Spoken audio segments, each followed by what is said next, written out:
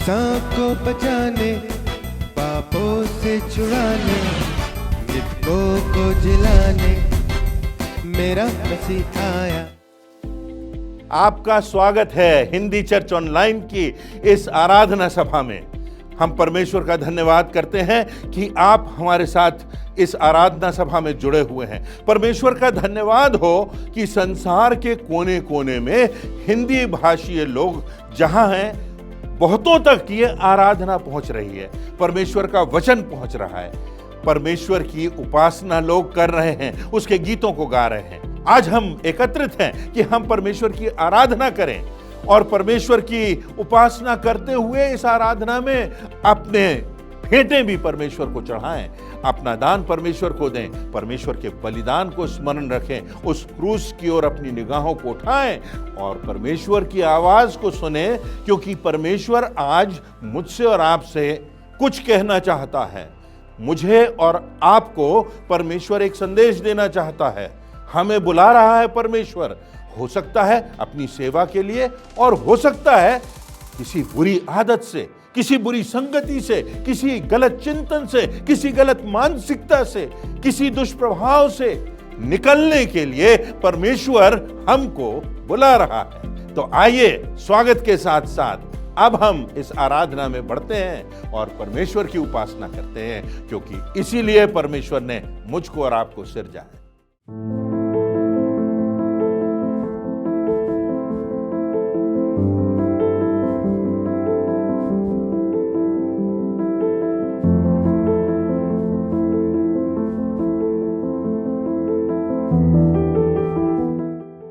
आप सभी को जय मसीह की।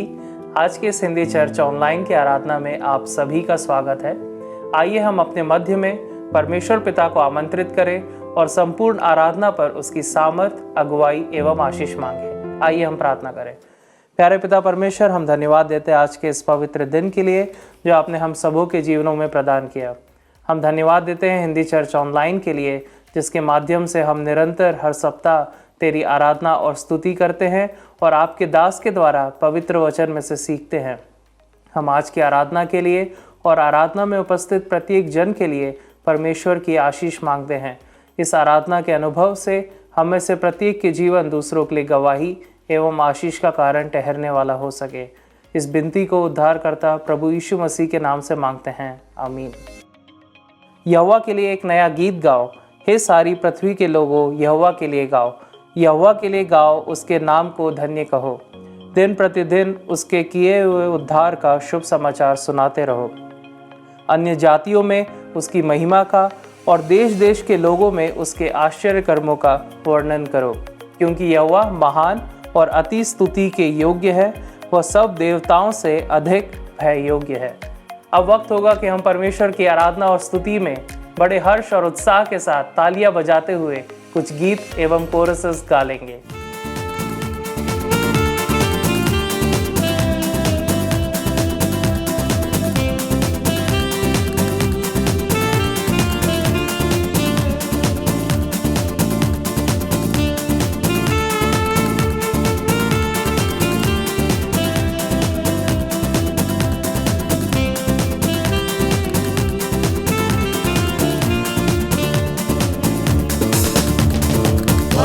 तेरा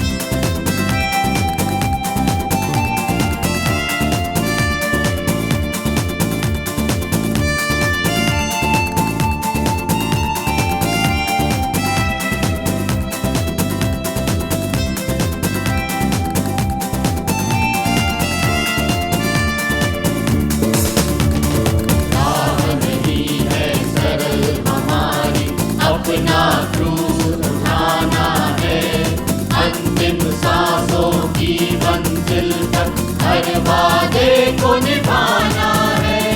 राह नहीं है सरल हमारी, अपना क्रूस उठाना है। अंतिम सांसों की मंजिल पर हर वादे को निभाना है। जागते रहो तुम, जागते रहो, जागते रहो तुम, जागते रहो। वक्त दे रहा है चुनौती, हो जाओ तैयार। यीशु के लिए जागो, वचन की लो तलवार। जागते रहो तुम, जागते रहो, जागते रहो तुम, जागते रहो।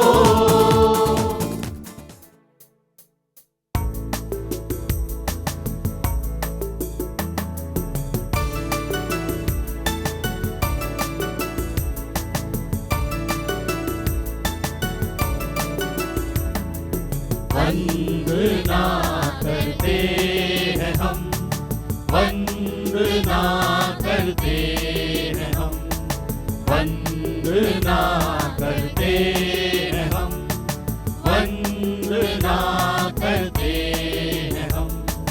हृदय को तेरे सामने लाकर रखते हैं हम,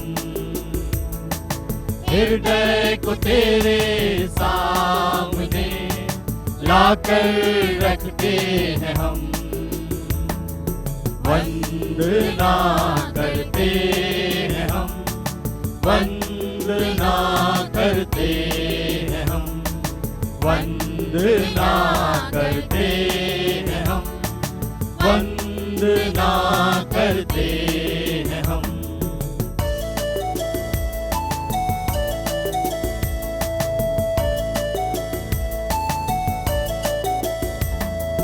हृदय में मेरे मसीहा जीवन दीप जला। हृदय में मेरे मसीहा जीवन दीप जला। हृदय के पापों को धोकर प्रेम की राह दिखा। हृदय के पापों को धोकर प्रेम की राह दिखा। वंदना करते हैं हम, वंदना करते हैं हम, वंदना करते हैं हम, वंदना करते हैं हम।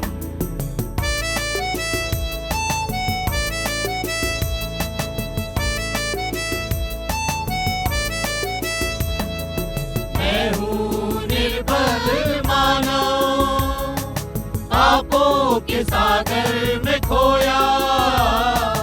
मैं हूँ निर्बल मानव, पापों के सागर में खोया। अब तुम संभालो यीशु जी, भवसागर में हूँ खोया। अब तुम संभालो यीशु जी, भवसागर में हूँ खोया। वंदना करते हैं हम, वंदना करते हैं हम, वंदना करते हैं हम, वंदना करते हैं हम। हृदय को तेरे सामने लाकर रखते हैं हम, हृदय को तेरे सामने लाकर रखते हैं हम। वंदना करते हैं हम, वंदना करते हैं हम, वंदना करते हैं हम, वंदना करते हैं हम। क्या आप उद्देश्यपूर्ण जीवन जी रहे हैं, या फिर आपके और मेरे जीवन में कोई उद्देश्य नहीं है? जहां जैसी परिस्थितियां आई वहां चले गए, जिधर हवा ले गई उधर मुड़ गए, जहां परिस्थितियों का दबाव पड़ा उस दिशा में चले गए, जहां जिंदगी में कठिनाई आई वहां समझौते कर लिए। हम जीवन में भावनाओं के आधार पर जीते हैं, या हमारी जिंदगी में कोई उद्देश्य है, हमारी जिंदगी में कोई प्रतिबद्धता है, हमारी जिंदगी में कोई सीमाएं निर्धारित हैं जिनके अंतर्गत हम अपनी जिंदगी में आगे बढ़ते हैं। परमेश्वर की बुलाहट के विषय में आज हम चर्चा करेंगे। और परमेश्वर की बुलाहट का अर्थ बहुत साधारण है। वो ये है कि इस बात को हम एहसास करें कि परमेश्वर ने हमको बनाया है और परमेश्वर ने हमको अपने स्वरूप में रचा है।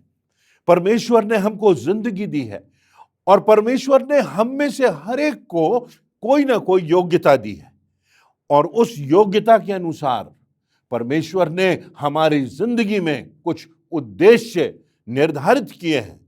यह हमारा निर्णय है कि हम परमेश्वर को स्वीकार करते हैं, जीवते परमेश्वर सृष्टिकर्ता को मानते हैं और उसकी राह पर चलते हैं, या फिर हम सांसारिकता के पीछे भागते हैं, या फिर हमारी जिंदगी में हम समझौते कर लेते हैं। किसी ने कहा कि जिंदगी में दो ही राहें होती हैं।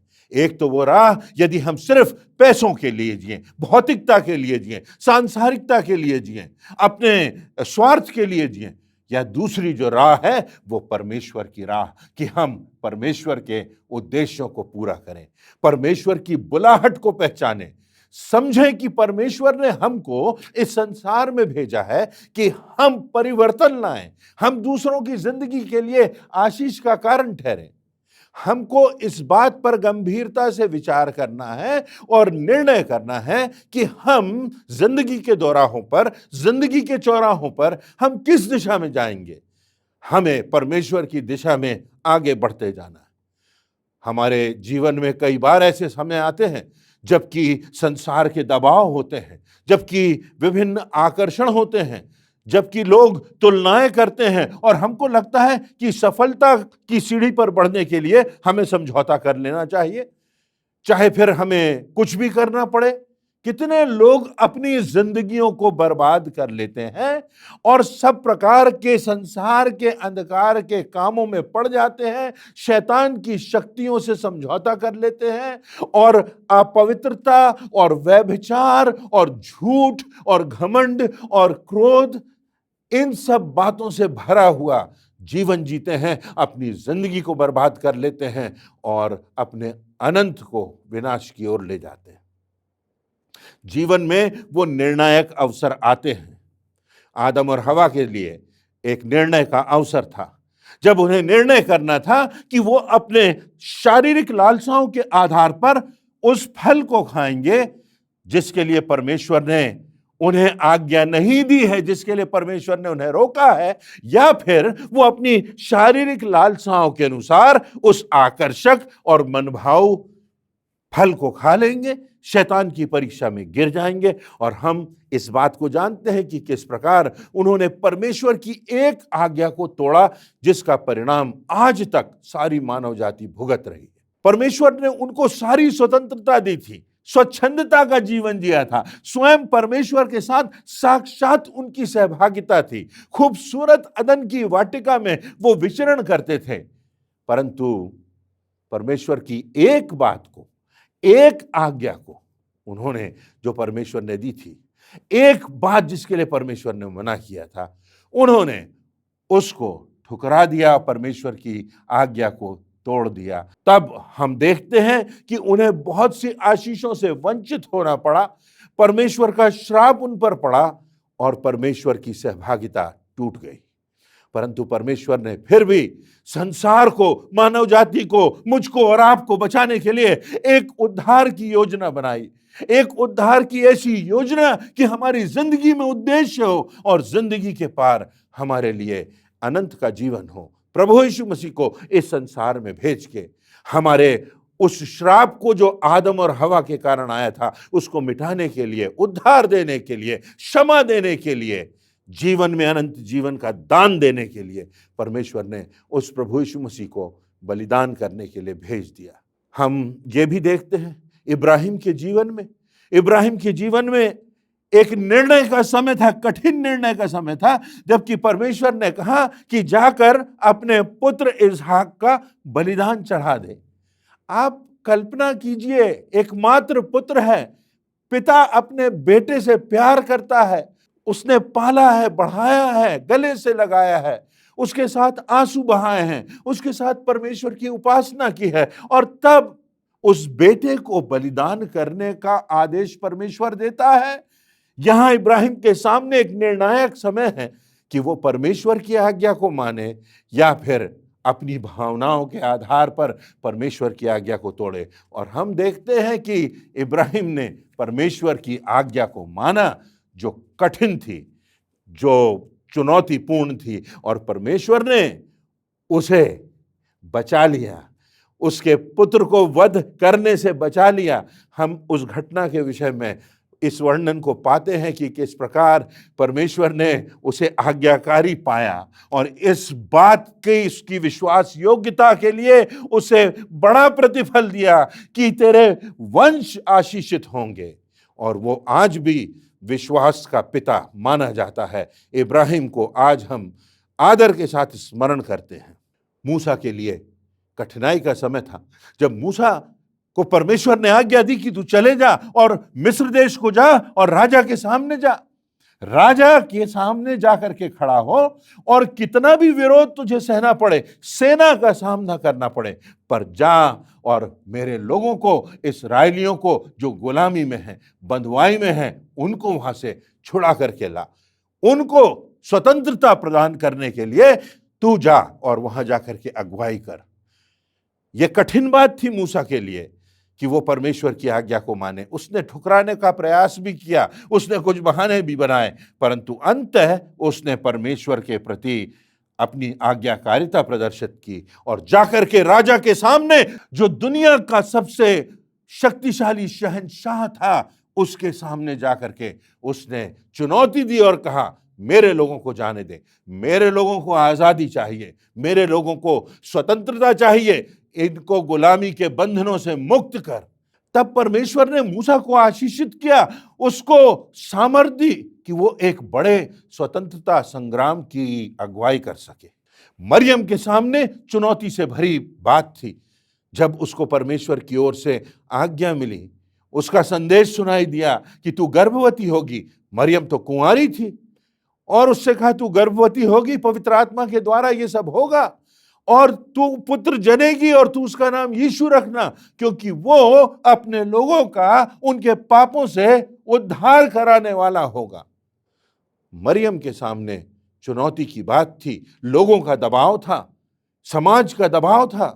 कैसे वो उस बात को स्वीकार कर ले, कैसे वो इस बात के साथ जिए, और तब प्रभु यीशु मसीह का जन्म हो। परंतु मरियम ने कहा, मैं प्रभु की दासी हूं, मुझे उसके वचन के अनुसार हो। बहुत से उदाहरण मिलते हैं, यहूदा का उदाहरण है। एक तरफ प्रभु यीशु मसीह है, एक तरफ उद्धार करता है, एक तरफ उसका गुरु है, एक तरफ जहां उसने अनंत जीवन की बातें सुनी है, आश्चर्य कर्म देखे हैं, और दूसरी तरफ स्वार्थ की बात है, दूसरी तरफ 30 चांदी के सिक्के हैं, और उन 30 चांदी के सिक्कों के प्रलोभन में यहूदा पड़ जाता है और वो गलत राह पर चला जाता है। पैसों के लिए वो अपने ज़मीर को बेच देता है और प्रभु यीशु मसीह को ठुकराता है, प्रभु यीशु मसीह को अपमानित करता है और षड्यंत्रकारी बनकर प्रभु यीशु मसीह को पकड़वाता है। स्वयं प्रभु यीशु मसीह के सामने चुनौती थी कि वो उस कलवरी की राह पर जाए, वो उस स्थान तक जाए जहां उसको पीड़ाओं से, आत्मिक पीड़ाओं से, मानसिक पीड़ाओं से, शारीरिक पीड़ाओं से गुजरना है, और यहां तक कि अपने आप को बलिदान करना है, क्रूस पर मृत्यु दंड सहना है, एक हत्यारे के समान क्रूस की सजा को भुगतना है, या फिर वो उससे बच जाए, परंतु वो कहता है, हे पिता, मेरी नहीं पर तेरी इच्छा पूरी हो। हे पिता, मेरी नहीं पर तेरी इच्छा पूरी हो। और तब प्रभु यीशु मसीह उस कलवरी की राह पर, उस क्रूस की राह पर, उस मृत्यु की राह पर निकल जाता है। और आज हम धन्यवाद देते हैं कि प्रभु यीशु मसीह ने वो राह चुनी जहां से मनुष्य जाति का उद्धार हो सका, जहां से मनुष्य जाति के उद्धार के लिए प्रभु यीशु मसीह ने रक्त बहा करके एक बड़ी कीमत चुकाई, और आज हम सबों के लिए उद्धार संभव हुआ, पापों से क्षमा संभव हुई, अनंत जीवन का द्वार हमारे लिए खुल गया। तो परमेश्वर की बुलाहट के विषय में हम देखेंगे कि क्या हम परमेश्वर के प्रति आज्ञाकारी हैं।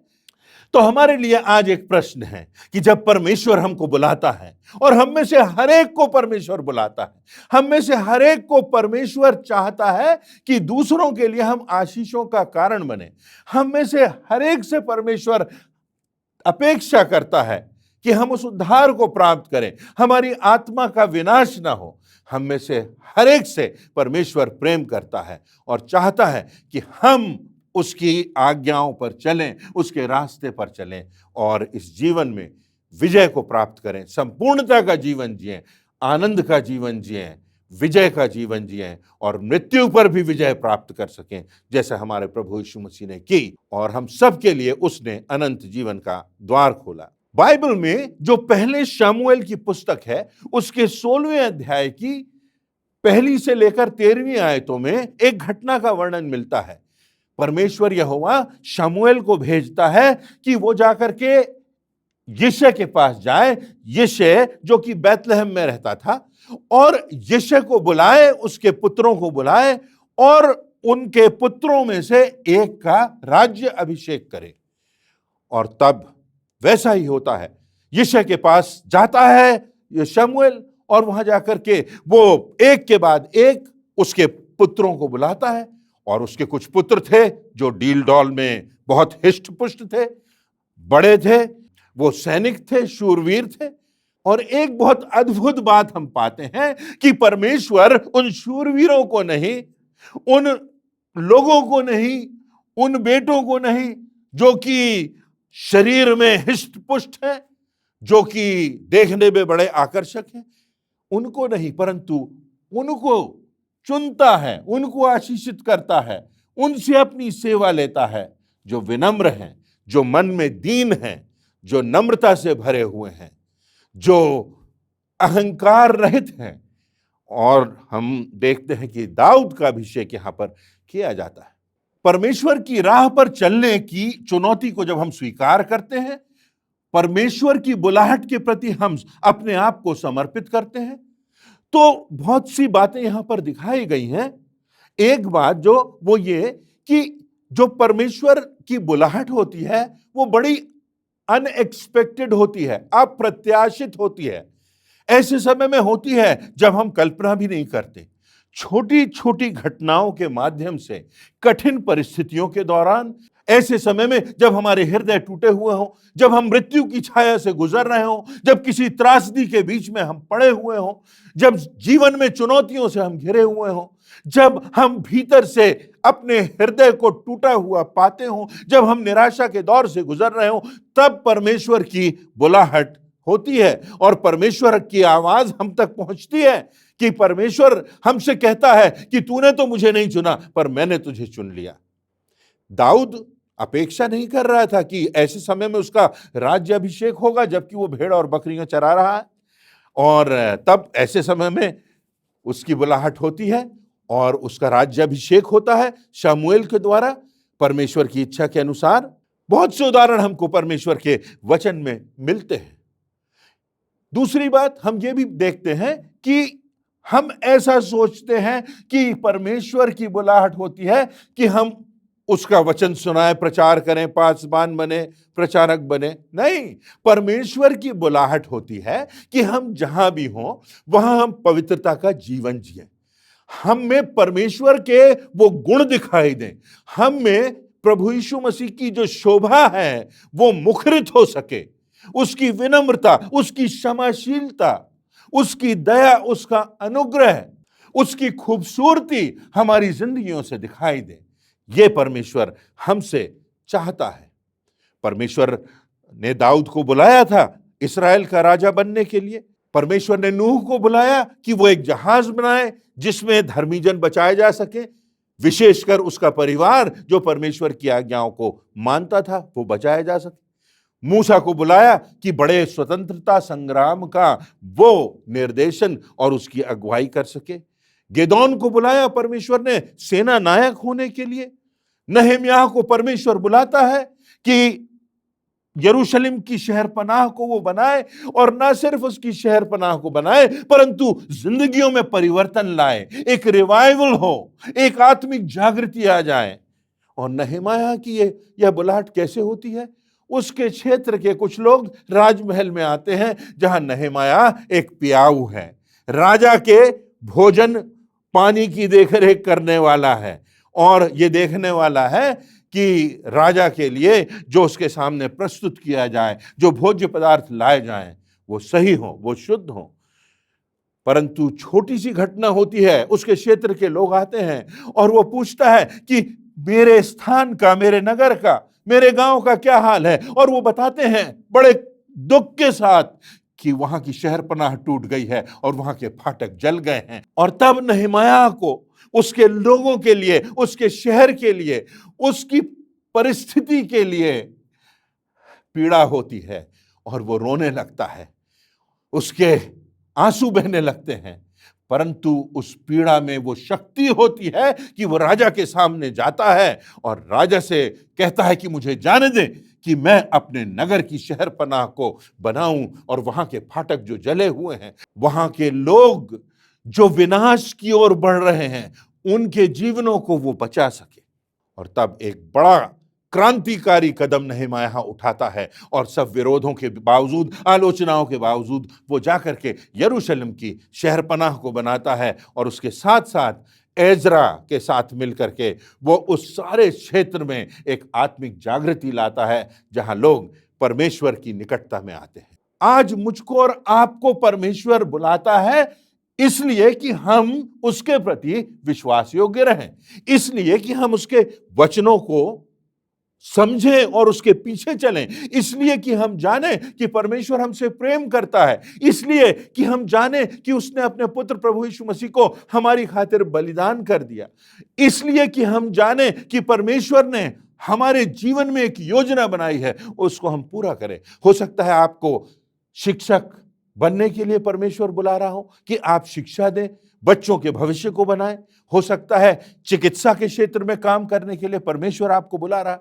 हो सकता है कि इंजीनियरिंग के काम के लिए परमेश्वर आपको बुला रहा है। हो सकता है कि राजनीति में जाने के लिए और स्वच्छता का वहां पर अभियान प्रारंभ करने के लिए कि एक स्वच्छ राजनीति हो, एक ऐसी राजनीति हो जहां स्वतंत्रता से लोग रह सकें, आप आवाज उठा सकें, उसके लिए आप सच्चाई से खड़े हो सकें। हो सकता है परमेश्वर आपको बुला रहा हो सकता है कि परमेश्वर आपको पत्रकारिता के क्षेत्र में बुला रहा हो सकता है परमेश्वर आपको वैज्ञानिक होने के लिए बुला रहा, हो सकता है परमेश्वर आपको किसी अधिवक्ता के कार्य के लिए बुला रहा है, हो सकता है परमेश्वर आपको कोई अधिकार देने के लिए बुला रहा है। बात आज्ञाकारिता की है, बात विश्वास योग्यता की है। तीसरी बात हम देखते हैं कि परमेश्वर व्यक्ति के बाहरी स्वरूप को नहीं देखता, परमेश्वर व्यक्ति के हृदय को देखता है, उसकी विनम्रता को देखता है। पहला शमूएल उसके 16वें अध्याय की 7वीं आयत में लिखा है, परंतु यहोवा ने शमूएल से कहा, ना तो उसके रूप पर दृष्टि कर और ना उसके डील की ऊंचाई पर, क्योंकि मैंने उन्हें अयोग्य जाना है। क्योंकि यहोवा का देखना मनुष्य का सा नहीं, मनुष्य तो बाहर का रूप देखता है, परंतु यहोवा की दृष्टि मन पर रहती है। मेरे और आपके मनों में क्या विनम्रता है, क्या दीनता है, क्या दूसरे की पीड़ा का एहसास है, क्या दूसरों के लिए आशीष बनने की इच्छा है। दाऊद के भाइयों को बुलाया जो शूरवीर थे, सैनिक थे, परंतु दाऊद जो कि लगभग टीकाकारों का कहना है 15-16 वर्ष का होगा, उसको परमेश्वर चुनता है और उसका राज्य अभिषेक करता है। परमेश्वर ने जक्कई को चुना, परमेश्वर ने मत्ती को चुना जो महसूल लेने वाला था।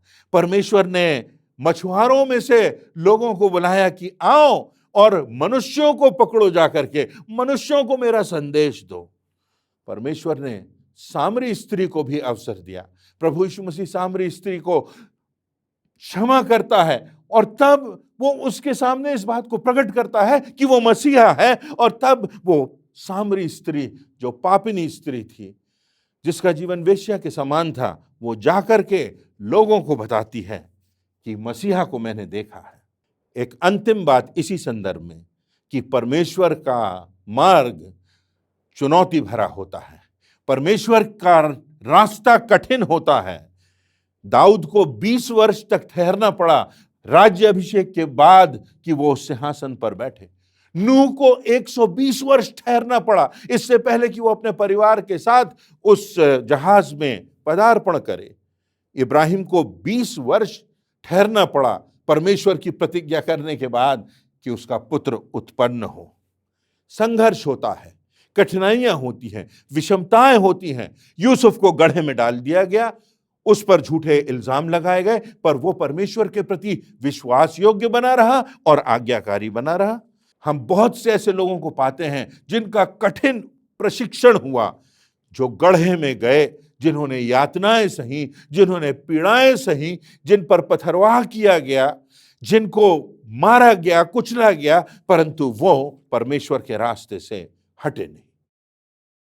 आज जो प्रमुख बात है वो ये कि परमेश्वर हम में से हर एक को बुला रहा है कि हम इस पृथ्वी के नमक के समान हो जाएं, कि थोड़ा सा नमक जैसे बहुत से आटे को प्रभावित कर देता है और नमकीन कर देता है, स्वादिष्ट बना देता है, वैसे ही हम इस संसार को प्रभावित कर सकें परमेश्वर के गुणों से। प्रभु यीशु मसीह की ज्योति बनने के लिए परमेश्वर हमको बुलाता है, उसकी गवाही देने के लिए, उसकी सेवा करने के लिए, उसके मार्ग पर चलने के लिए, दूसरों को उसके निकट लाने के लिए। हो सकता है आज परमेश्वर हम में से बहुतों को बुला रहा है पाप के रास्ते को छोड़ने के लिए, गलत रास्ते पर जिस पर हम बढ़ चुके हैं, बहक चुके हैं, उसको छोड़ने के लिए, गलत आदतों को छोड़ने के लिए परमेश्वर हमको बुला रहा है, गलत संगति को छोड़ने के लिए, मानसिकता को चुनौती दे रहा है परमेश्वर का वचन। क्या तुम जीवित और सच्चे परमेश्वर की उपासना करते हो, जिसने हमें जिंदगी दी, जिसने सृष्टि को सिरजा, या तुम सृष्टि की उपासना करते हो? परमेश्वर हमारे गलत चिंतन से बाहर निकलने के लिए, गलत परंपराओं से बाहर निकलने के लिए हमको बुला रहा है। परमेश्वर गलत व्यवहार से आगे बढ़ने के लिए, सही व्यवहार करने के लिए, प्रभु यीशु मसीह के समान विनम्रता का व्यवहार करने के लिए हमको बुला रहा है। परमेश्वर की योजना पूरा करने के लिए, शहर पनाह को बनाने के लिए, लोगों की जिंदगियों को बनाने के लिए, उसके वचन के प्रचार के लिए। हो सकता है परमेश्वर हमको बुला रहा है कि हम अपने व्यवहार को परिवर्तित करें। हम में से हर एक के साथ कहीं ना कहीं कोई ना कोई समस्या है, उसको हम स्वीकारते नहीं, हम उसको मानने के लिए तैयार नहीं हैं। अगर हम बीमार हैं और हम यही नहीं मानेंगे कि हमको कोई शारीरिक समस्या है, तो हमारी चिकित्सा कैसे होगी? हो सकता है हमारे जीवन साथी के साथ हमारा व्यवहार ठीक नहीं। परमेश्वर आपको भी बुला रहा है कि सही मार्ग पर हम आ जाएं और प्रभु यीशु मसीह के रास्ते पर उसकी विनम्रता के स्वभाव को लेकर हम जिंदगी में आगे बढ़ें। आज इस वचन के माध्यम से परमेश्वर हम में से हर एक को बुला रहा है कि हम आएं और सही रास्ते पर चलें, प्रभु यीशु मसीह को पहचानें, जो मार्ग है, जो सत्य है और जिसमें जीवन है, विजयी जीवन है, निश्चितता का जीवन है, उद्देश्यपूर्ण जीवन है और अनंत जीवन है। आइए हम सब उस परमेश्वर के मार्ग को चुनें और अपने जीवन में परमेश्वर की असीमित आशीषों का अनुभव करें। परमेश्वर आप सबों को आशीष दे। आज के इस सुंदर, प्रेरणादायक और प्रभावशाली वचन के लिए हम परमेश्वर पिता को धन्यवाद देते हैं और साथ ही साथ परमेश्वर के दास को भी धन्यवाद देते हैं, जिनके माध्यम से ये वचन हम सब तक पहुंच सका। अब समय होगा प्रभु की ब्यारी में सम्मिलित होने का और प्रभु की जब मेज तैयार करी जाती है तो हम सब भी अपने मनों को तैयार करेंगे इस गीत के द्वारा।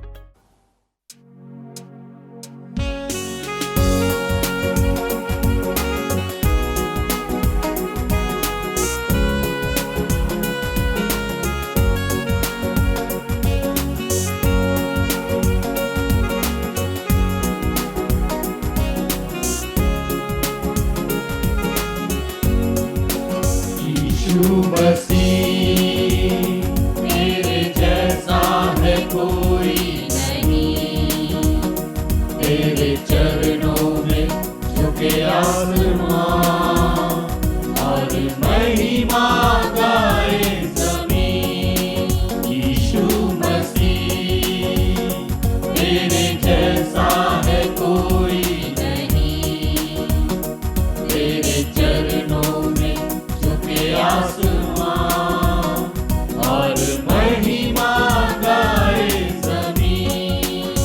हम गाए होसन्ना, तू राजाओं का है राजा, तेरी महिमा होवे सदा। तू है प्रभु हमारा खुदा।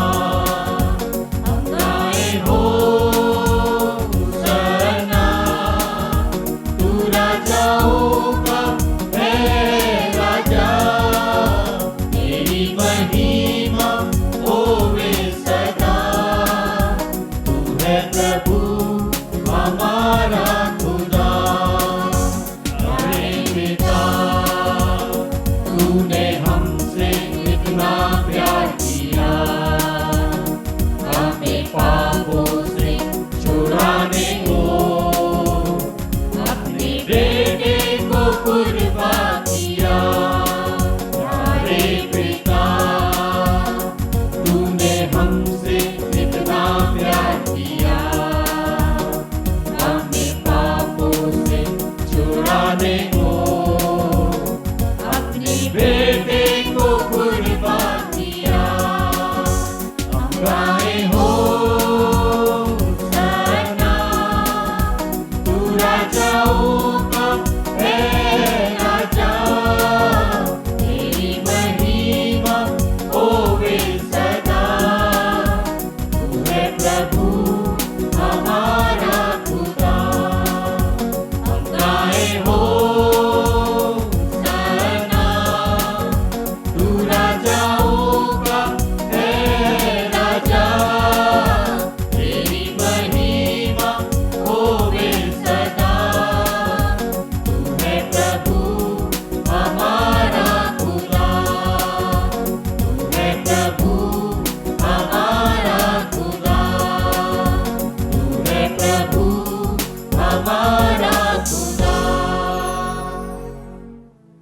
लूका 22:15 में यीशु ने फरमाया, मुझे बड़ी आरजू थी कि मैं तुम्हारे साथ आखिरी फसह खाऊं। यीशु मसीह के अल्फाजों को समझने की ज़रूरत है।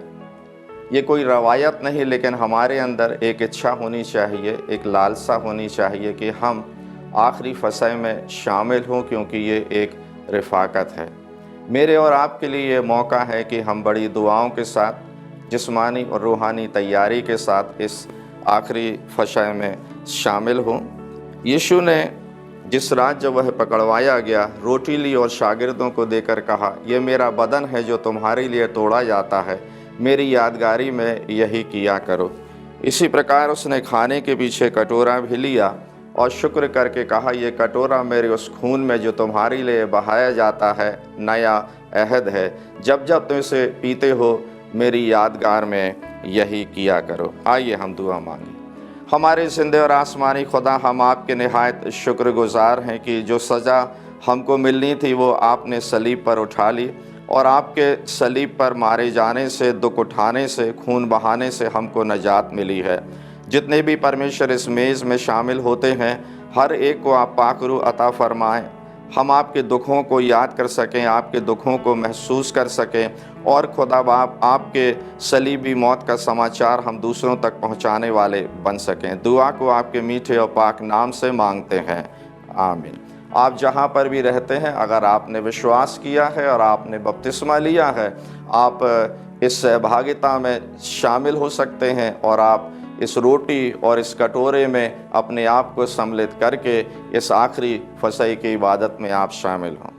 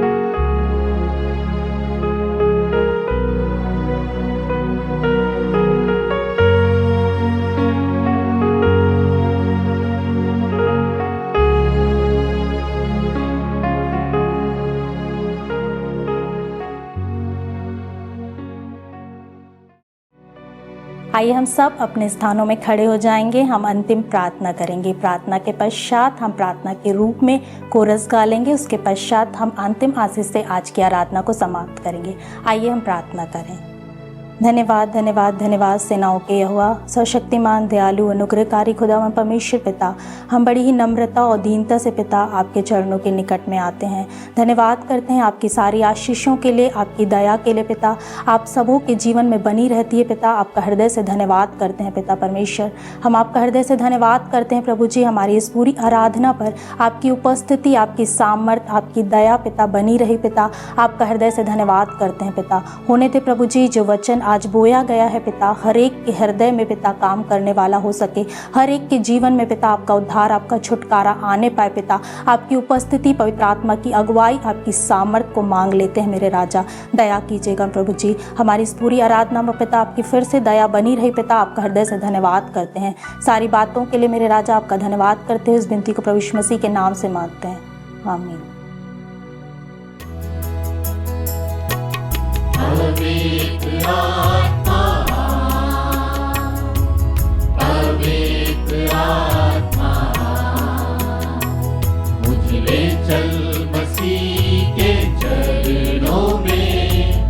पवित्र आत्मा, पवित्र आत्मा, पवित्र आत्मा,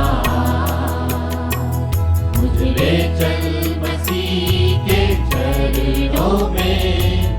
पवित्र आत्मा,